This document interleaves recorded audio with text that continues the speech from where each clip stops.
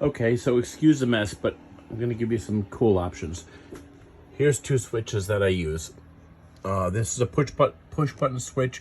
You see it's off, and when it comes on, it's lit. That does all the cabinets and all that stuff. And this one, it does all the under. And that's just a touch switch, and it kind of stays on all the time. You can get them where they stay on when they're on and turn off when they're off, or just stay on all the time like that, so you can locate them. And then, excuse the mess, this coach is still undergoing its construction. So you can do rocker switches like this. Whoa, you can't even see that one. It's buried.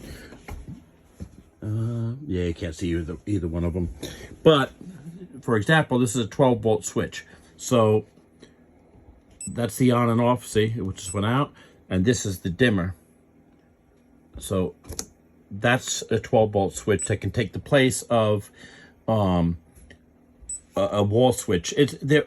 You don't have a standard outlet box in your coach. You have a small hole in the wall with a giant switch over it like this, or what you have in your picture. And then what you can also do is what I have here. And this is, I simply took a blank wall plate, a decorative wall plate. I don't know if you can see no, you really can't see the detail on it. It's a blank wall plate, and I simply drilled a hole in the center of it here and ran the wires through. So you could take something like this, which looks like a standard house wall plate, drill a small hole in the center, and then use any of those touch buttons that I showed a minute ago, and use those as cool switches. So the sky's the limit. It's kind of easy stuff to do. Like I said, there's no gang boxes behind the wall here.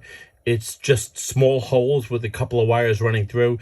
Most of the switches, and especially the ones you showed, are simply two wires, either a positive in and a positive out, or a negative in and a negative out. They're very simple switches. So that's where it's at.